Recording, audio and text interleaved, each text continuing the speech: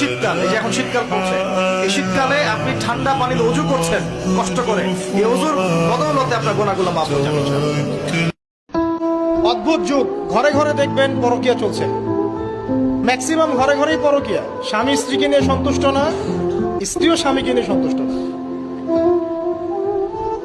আগে যেমন ডায়মন্ড খুঁজে পাওয়াটা খুব রেয়ার একটা ব্যাপার ছিল, এখন একটা কুমারী মেয়ে খুঁজে পাওয়াটা রেয়ার ব্যাপার হয়ে গেছে।